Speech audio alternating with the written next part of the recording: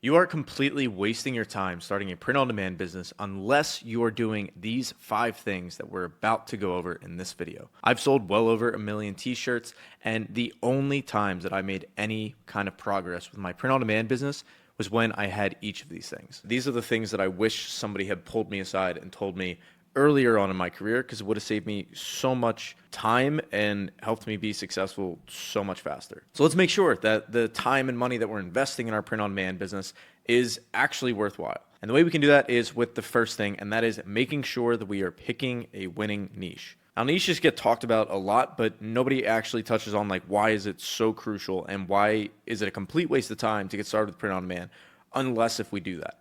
And the reason is pretty simple. When I was starting out, I thought that I just needed really good looking products. And I made a bunch of products in a variety of niches all over the place, everything from nature to yoga to coffee, and put them all up on a store. Really good looking designs, I thought, and absolutely nobody bought. Having a solidified niche is the only way to stand out in an extremely crowded space. And again, this could be Shopify, Etsy, Amazon, it doesn't really matter.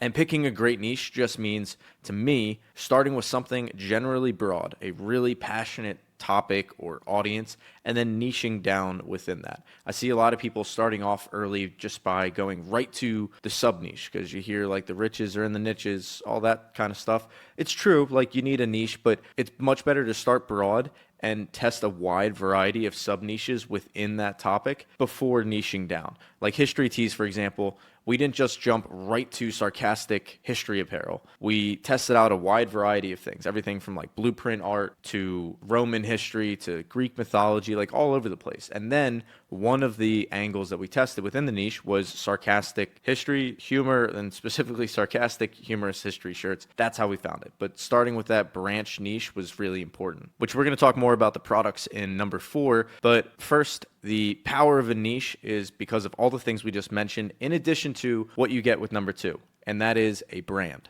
You are completely wasting your time with print on demand if you are just making products. I want to say that again. If you were thinking of print on demand as simply a product business, like you were just making t-shirts, you're just making mugs, you're just making stickers, you are completely wasting your time, completely missing the plot. And I did this same thing way too early on. In that case, I would have only cared about the actual shirts, the actual products. I thought the name was just something you slapped on the top. But having a brand, especially nowadays with AI becoming more and more prevalent, a brand is the way that we can truly stand out. Me personally, I'm not interested in building a store that I'm going to run for a couple months. I want something that is going to be profitable by the end of this year, next year, 5 years down the road, 10 years. And even if I end up selling it before that point, I want it to have the foundation to be able to go that distance. And the way you do that is with brand, because brand power, out of all of the metrics that we care about, there's the cost of the traffic, the conversion rate, average order value, then lifetime value. Out of all of those, by far the most important, I now know, is the lifetime value. It's cool if you're able to get somebody to buy one time, but real companies that scale insanely high, they are optimizing for the 5th purchase, the 10th purchase, the 20th. They are playing the long game. And when I was short-sighted and I didn't care about brand, I was only caring about the first purchase. Now I know lifetime value is the way to do it. And the way you get lifetime value is by building a relationship with people. And you do that through building a brand and establishing your brand voice, showing what you care about, what you stand for. And I'm not saying to put the cart before the horse and start like writing all your mission statement and stuff before you even sold your first shirt, but it is really the thing that will make the difference between a 6-figure year brand and 7 to 8 figures. Next is one that I see a lot of people tricking themselves into believing they're doing, and that is number 3, research. And you are completely, absolutely, hands down, wasting your time starting a print on demand business unless you're doing a ton of research before making your very first design. And not just research on what other people are buying and what other sellers are selling, what styles are popular on Etsy and stuff, but that's all super important. But doing a wide variety of research on everything from like basically making a board like this one that you can get by joining the free school group, but basically just a Miro board that has all of your top competitors broken down and doing in-depth research on everything from what products are selling, what their collection pages look like, their product pages, and not just taking from like 1 or 2, but looking across the board at 10, 20 different sites and then pulling out the best practices from what you're seeing each site do. Are they all doing flat lay mockups? Are they all using white backgrounds? And I won't get into too many specifics, but basically just there's nothing more important than doing a ton of research, especially in the beginning. Your research is serving two purposes. One, you're learning what products people are selling in the market, but two, even more important in the beginning, you are learning at a insanely rapid pace. And I don't know why more people don't do this. It's like a hack to just learning a ton very quickly, and it's very simple. And I'm not the first person to say this, but it's just look at the competition, look at what the top sellers in your space are doing, and replicate that.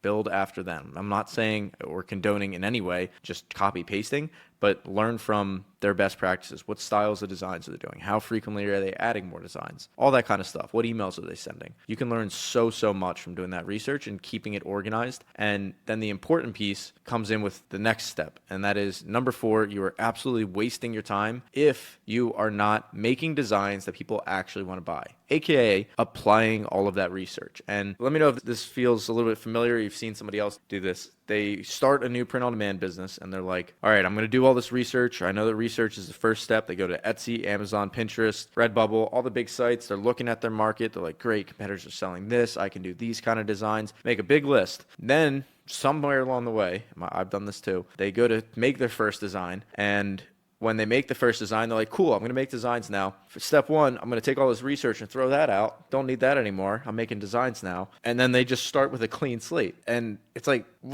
why did we use that? Apply that, learn from that.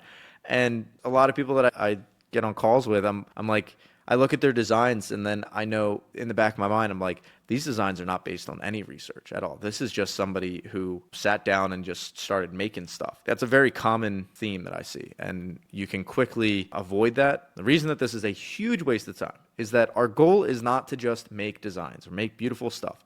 Our goal is very specifically to make designs that other people find interesting and other people find attractive.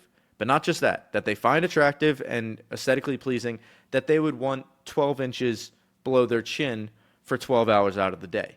That's a very different design style and aesthetic than just something that would look good on hanging on the wall. And by far one of the fastest ways to make a ton of designs that people will actually want to buy very quickly is by starting with one of the templates in Mystic and remixing it and then telling it whatever you want to change and then just cranking it up to make as many designs as you want. And you can quickly iterate and start with one concept and have dozens, if not hundreds of designs extremely quickly. Now, there's lots of tools out there that you can use for different AI image generation, but Mystic POD is the one that we created specifically for print-on-demand sellers to be able to do this exact thing. Start with a concept that we know people are actually going to love, and then make a ton of designs based off of that. And you can try it out by clicking the link in the description. It's a great way to get started. Obviously, there's lots of different ways to do this, but I made it specifically to be able to solve that kind of problem. And along with number 5, which is you are wasting your time when it comes to print on demand if you don't understand this. And that is the sheer volume that it takes in terms of number of designs that you'll need to be creating. I think a lot of people get into print on demand, myself included, thinking, okay, I'm just going to fill up a Shopify store, or I'm just going to fill up an Etsy account. And once I get to 50, 100 designs, then I'll be pretty good. Then I'll have a full store, and then I start making sales, and then just go along from there.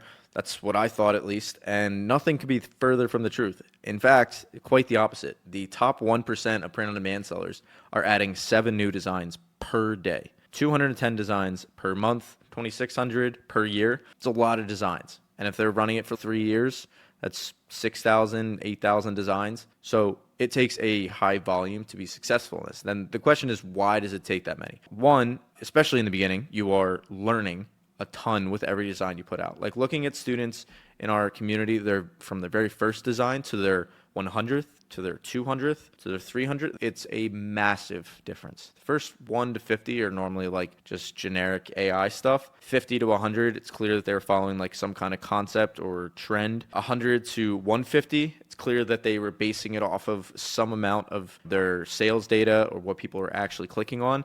And then 150 to 200 is normally where you start seeing okay, they got it. Like they know what sells. Still about half the designs aren't great, but about half of them are good, which in the beginning, it's like a 1 to 20 ratio, like 5% of designs are actually good. But by like their 200th, it's like 50-50, night and day difference. But the reason I share this point and I want to get this across is that I think a lot of people get deterred when they see that their initial batch of designs are not doing well. And I want to give the permission or whatever to, if even one person feels relieved by hearing this, it is expected that your first batch of designs are going to completely bomb. How could it do well? That would be insane if you go from no experience, no sales to just a full-blown amazing collection right out of the gate. That would mean that there's not much barrier to entry and anybody can do this. And that's not the case. Like, it takes work, it takes effort. So it's to be expected. So don't get deterred if your first batch of designs doesn't do well. Like my first, I don't know, hundreds and hundreds of designs didn't do well. Still, when I make designs, like I think something's going to do well, but then it doesn't. That's just the